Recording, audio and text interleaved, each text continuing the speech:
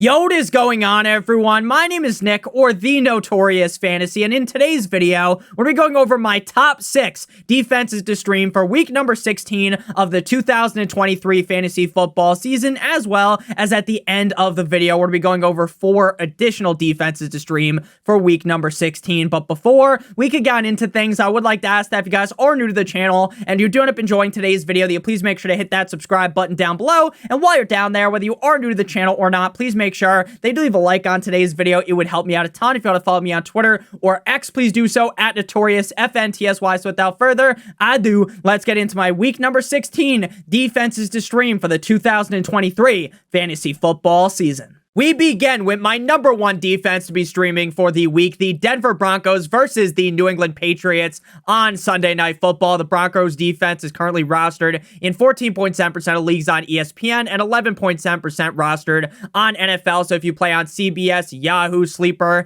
any of those other fantasy football platforms, then the rostership percentage could be slightly different, though I will note in some cases there could be a drastic difference from website to website. So the Denver Broncos defensively on Saturday Night Football in week number 15 got absolutely steamrolled. They got bukkake'd by the Detroit Lions. Jared Goff, who has recently kind of stumbled and bumbled a little bit, took everything personally and went gangbusters in this game. The Denver Broncos defense got demolished.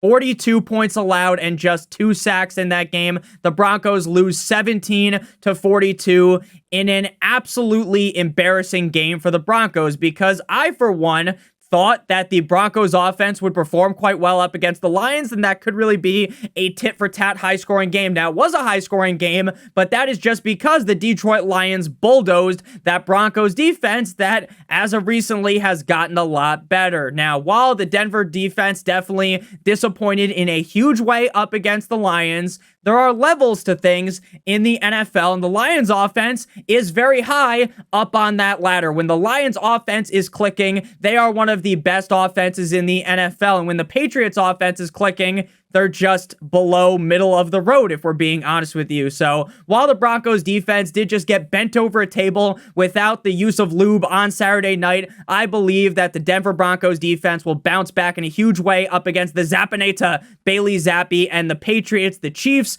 beat the Patriots in New England 27-17, 4 sacks for the Chiefs, 1 INT, and 17 points allowed. So again, I understand why some people might be nervous about the Broncos defense, because they just got shit pumped by the Lions. But at the end of the day, you have to remember, you don't need the 85 Bears to stop the New England Patriots offense. Next up, we move to the Green Bay Packers at the Carolina Panthers. The Packers defense currently rostered in 46% of leagues on ESPN and 43.6% on NFL. So the Packers defense, week 15 versus the Bucs, the battle of the Bays, the Tampa Bay Bucs versus the Packers. The Packers lose this one 20-34, and the Packers' playoff chances are falling like Humpty Dumpty off the wall. The Packers, like I said, they lose 20-34, but the defense has a pretty solid day. Now, obviously, allowing 34 points is not very good, but they got 5 sacks and 1 fumble recovery. I'm not going to sit here and bang the drum for the Packers defense and say they have this great defense,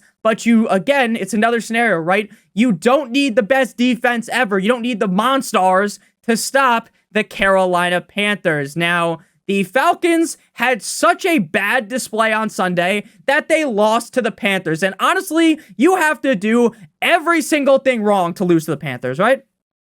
They lose 7-9 in Carolina in a game where there might have been 7 people in the fucking crowd. There were 7 fans at the game, and the Falcons still lost. 3 sacks, 9 points allowed. So Bryce Young definitely actually played pretty well again. Nick, they only scored 9 fucking points. I know, but considering the rain and based upon what we've seen out of Bryce Young this year, you probably would have expected him to suck donkey cock, but he actually had quite the good game. So Again, not huge on the stat sheet, but I thought he played a complete game, looked pretty good. So the Packers versus the Panthers. Again, the Panthers offense is going to be one that we are going to be targeting for the rest of the season. We want our defense up against the Panthers offense, and that is exactly what we'll get this week with the Green Bay Packers. Next up, we move to the Chicago Bears going up against the Arizona Cardinals at home in Chi-City. 9.6% roster on ESPN for the Bears.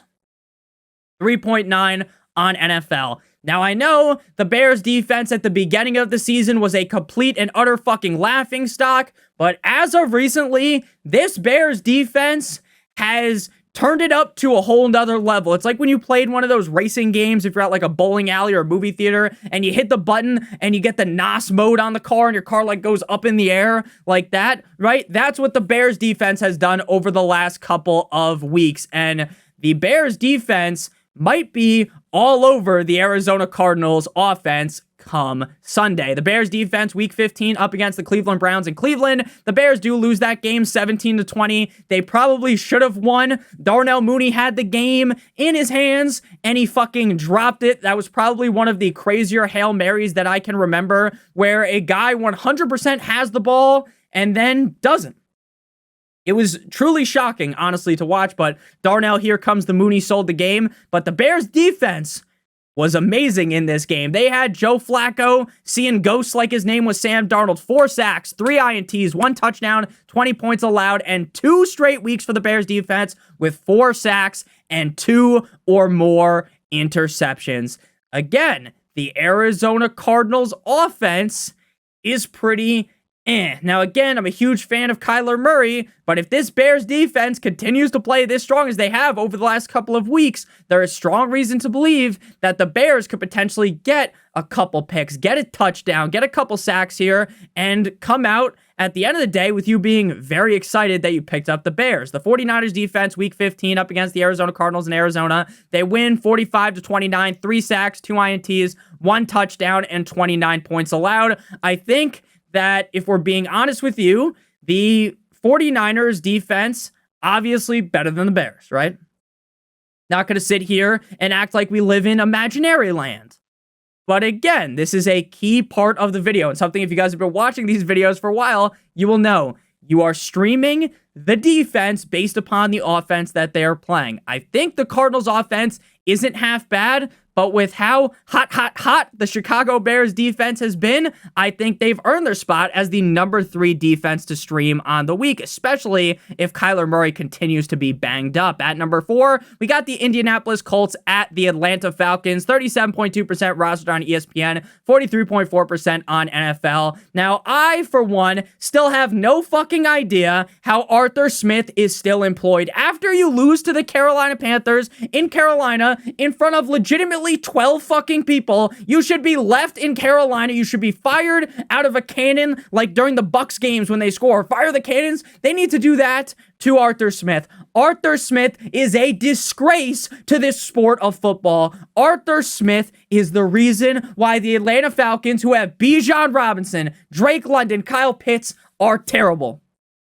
Nick, you can blame Desmond Ridder as well. Look, you can blame Desmond Ridder as well, but Arthur Smith needs to figure things out. Bijan Robinson did fuck all last week. He did nothing. Nada. If you started Bijan Robinson last week and you won, congratulations to you, because I don't think I'm going to win, and I have him on my team, and he scored like 0.7 points. How does Bijan Robinson score 0.7 points? We have seen Arthur Smith give him all the touches in the world this season, and then magically he just took him away last week. Like, see you later, buddy. Goodbye. Right? And it hurt my feelings. But you want to know how I'm going to get my revenge if I'm still alive in my fantasy league? I'm streaming the Indianapolis Colts against the Falcons. Again, 37.2% rostered on ESPN, 43.4% on NFL. The Colts are another one of these defenses that have been on fire as of recently. The Colts wiped the floor with the Steelers on Saturday, winning 30-13.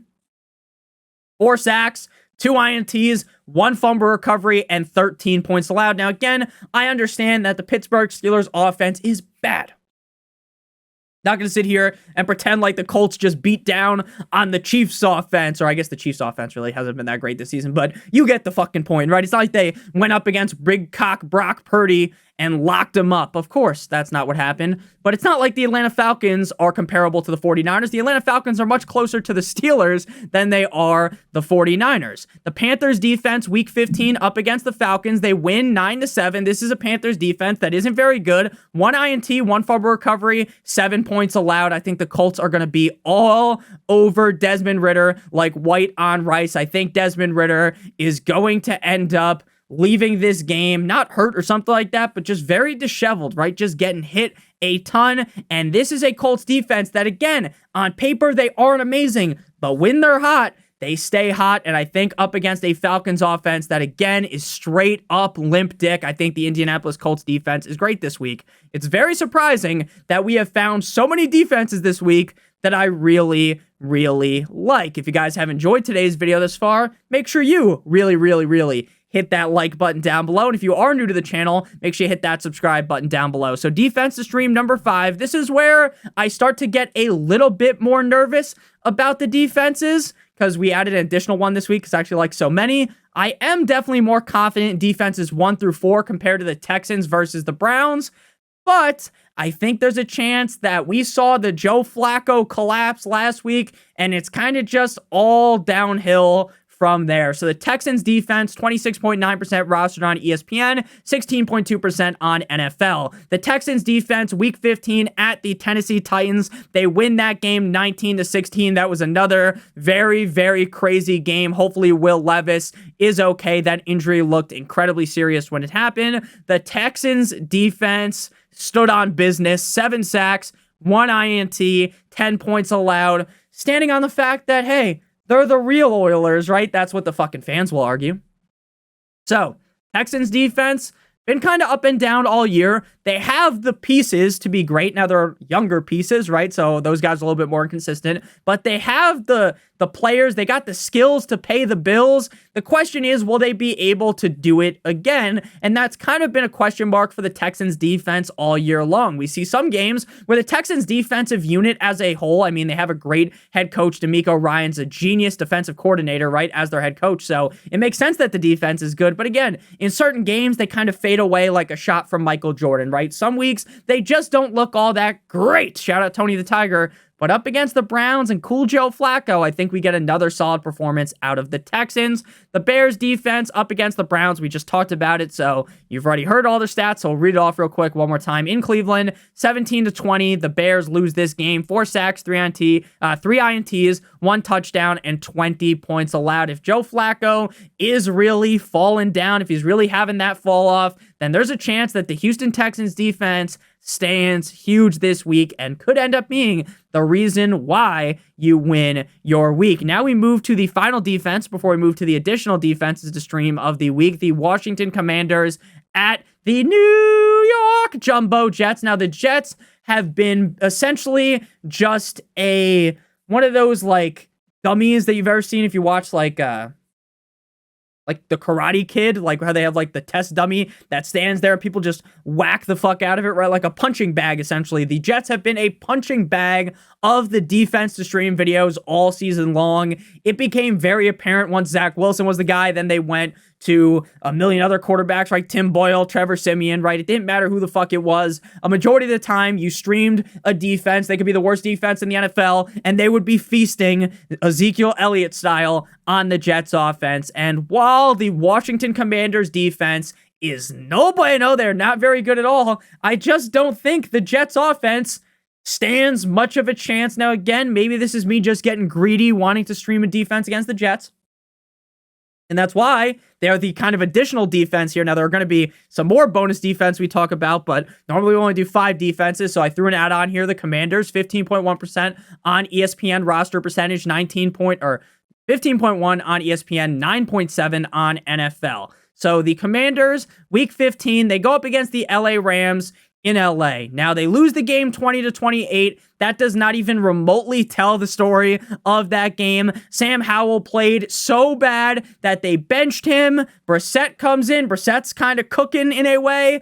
Gordon Ramsay 5-star Michelin chef meal, and then the game ends. In reality, the Commanders got absolutely butt-fucked in this game. The Rams defense played incredible, and then at the end, they kind of just crawled back in garbage time. It was the classic, like, Blake Bortles special where Bortles has, like, 7 points. If you guys remember, if you played fantasy back in the day when Bortles was the starter for the Jaguars, Bortles, I'm not even kidding, would have, like, 7 points, 10 minutes left in the fourth quarter, and then you blink, you're, like, paying attention to some other game, and then at the end of the day, Bortles has like 30 fantasy points. That's basically what the Commanders did to the Rams last week. Straight up garbage time merchants. 3 sacks, 2 fumble recoveries, 28 points allowed for the Commanders up against the LA Rams. But again, it's not all about the Commanders defense. It's more just about streaming up against either Zach Wilson or Trevor Siemian, because Zach Wilson was dehydrated. They're saying there's a head injury, so he might not even be able to play this week due to a concussion, which would be even better for the Commanders defense.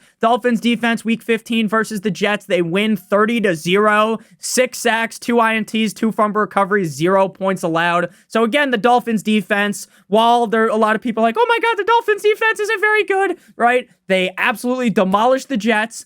And the Dolphins defense is up here. The Commanders defense is like, honestly, they're not even down here. They're like below the screen, right? So again, I'm not trying to give the gawk 9,000 special to the Washington Commanders fucking defense, the Washington Commanders as a whole, but anytime you can take a crack at the goddamn Jets offense, I'm willing to take it. Now again, maybe they're a fool's gold defense this week, but maybe I'm gonna be the fool who takes them, because I really do kind of like the Commanders this week. But again, I'm putting some caution tape up around this defense, because again, there's in the back of my head is just telling me, Nick, the Commanders defense is absolutely dog shit. You shouldn't be doing this, but I'm doing it anyways.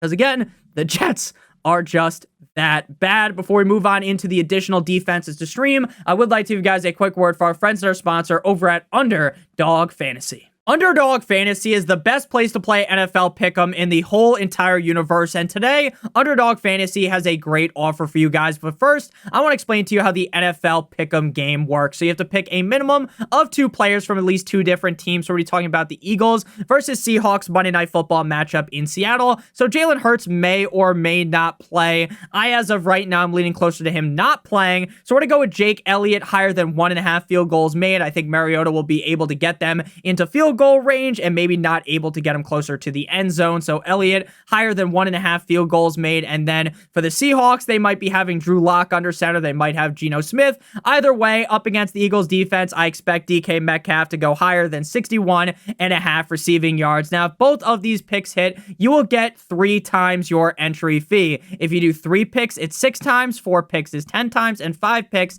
is 20 times your entry fee. Now, if you're brand new to Underdog Fantasy and you live in one of these states on your screen right now, if you use promo code Notorious, you will get a first match deposit bonus of up to $100. So you deposit 100, they give you an additional 100, you do 50, additional 50, 25, and additional 25. The minimum deposit on Underdog Fantasy is $10. If you have a gambling problem, please make sure that you call 1-800-GAMBLER. Back on into things here, additional defenses to stream of the week. Now, most of these defenses probably aren't available in your league, but if you play in a smaller league or maybe a league where not everyone's rostering, maybe half the league isn't rostering 2 defenses, there's a chance that they're available. The Buffalo Bills at the LA Chargers. This is Saturday Night Football. This is the Peacock game, so if you guys don't pay for Peacock, that's good.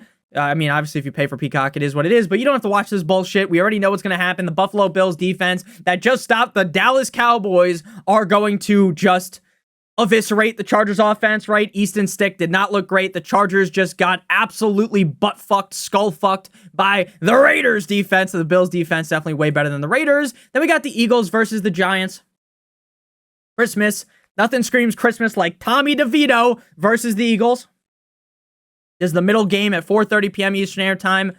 I like Tommy DeVito. I'm going to be rooting for him. And the Eagles defense has been suspect all year long, but it feels like the Tommy DeVito Linsanity run has ended. The New York Jets versus the Commanders. I understand that the Jets defense did just get run amok by the Dolphins offense. Tua Tagovailoa, Raheem Mostert went to pound town. Jalen Waddle went off. But the there's a big difference between the Commanders offense that just had to pull Sam Howell for Jacoby Brissett, comparing them to the Dolphins offense, even without Tyreek Hill. And then we got the Cleveland Browns versus the Texans. I would say I'm a lot less confident in the Browns defense if we end up seeing CJ Stroud under center instead of Case Keenum. But ultimately, the Browns defense has kind of been just auto starts regardless this season, regardless of the matchup. So it's not like the Houston Texans offense as a whole really scares me too much, but definitely you'd rather have the Browns going up against Case Keenum compared to CJ Stroud if you had the Browns defense. So thank you guys all so much for watching. If you did end up enjoying, make sure you guys hit that subscribe button down below. While you're down there, whether you are new to the channel or not, please make sure you leave a like on today's video. It would help me out a ton. If you want to follow me on Twitter or X, please do so at NotriousFantasy. Again, thank you guys all so much for watching. I appreciate all the support. Happy holidays to you all. Let's hopefully eat a W this week to advance to our championship in week number 17. Love you guys. Hit that subscribe button, hit that like button, and as always, good